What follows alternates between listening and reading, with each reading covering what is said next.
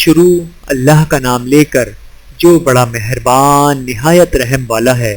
مومنو، اگر تم میری راہ میں لڑنے اور میری خوشنودی طلب کرنے کے لیے مکے سے نکلے ہو، تم میرے اور اپنے دشمنوں کو دوست نہ بناؤ، تم تو ان کو دوستی کے پیغام بھیجتے ہو اور وہ دین حق سے جو تمہارے پاس آیا ہے منکر ہیں، اور اس وجہ سے کہ تم اپنے پروردگار یعنی اللہ تعالیٰ پر ایمان لائے ہو، پیغمبر صلی اللہ علیہ وآلہ وسلم کو اور تم کو جلا وطن کرتے ہیں، تم ان کی طرف پوشیدہ دوستی کے پیغام بھیجتے ہو، اور جو کچھ تم مخفی طور پر اور جو علل اعلان کرتے ہو وہ مجھے معلوم ہے، اور جو کوئی تم میں سے ایسا کرے گا وہ سیدھے رستے سے بھٹک گیا۔ اگر یہ کافر تم پر قدرت پالیں تو تمہارے دشمن ہو جائیں، اور ایسا کے لیے تم پر ہاتھ بھی چلائیں اور زبانیں بھی، اور یہ چاہتے ہیں کہ تم کسی طرح کافر ہو جاؤ۔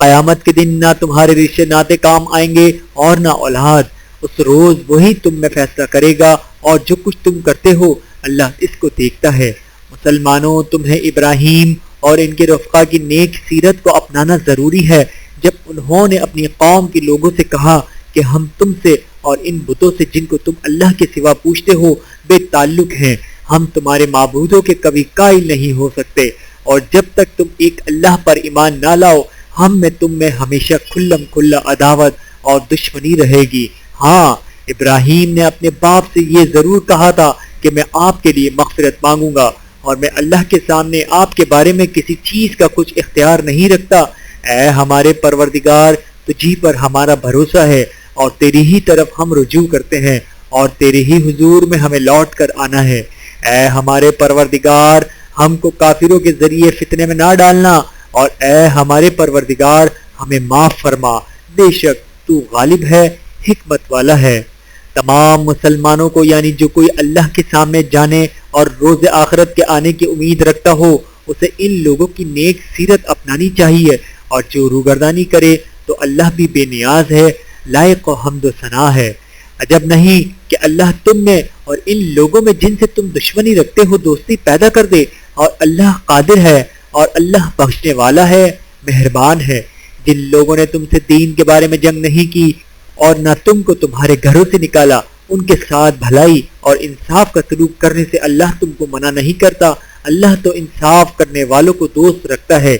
اللہ ہی انہی لوگوں کے ساتھ تم کو دوستی کرنے سے منع کرتا ہے جنہوں نے تم سے دین کے بارے میں لڑائی کی اور تم کو تمہارے گھروں سے نکالا اور تمہارے نکالنے میں اوروں کی مدد کی، تو جو لوگ ایسوں سے دوستی کریں گے وہی ظالم ہیں۔ مومنوں، جب تمہارے پاس مومن عورتیں وطن چھوڑ کر آئیں تو ان کی آزمائش کر لو، اور اللہ تو ان کے ایمان کو خوب جانتا ہے، تو اگر تم کو معلوم ہو کہ وہ مومن ہیں تو ان کو کفار کے پاس واپس نہ بھیجو کہ نہ یہ ان کو حلال ہے اور نہ وہ ان کو حلال، اور جو کچھ انہوں نے ان پر خرچ کیا ہو وہ ان کو دے دو، اور تم پر کچھ گناہ نہیں کہ ان عورتوں کو مہر دے کر ان سے نکاح کر لو، اور کافر عورتوں کے ساتھ تعلقات نکاح باقی نہ رکھو، یعنی انہیں کفار کو واپس دے دو، اور جو کچھ تم نے ان پر خرچ کیا ہو تم ان سے طلب کر لو، اور جو کچھ انہوں نے اپنی عورتوں پر خرچ کیا ہو وہ تم سے طلب کر لیں۔ یہ اللہ کا حکم ہے جو تم میں فیصلہ کیے دیتا ہے، اور اللہ جاننے والا ہے،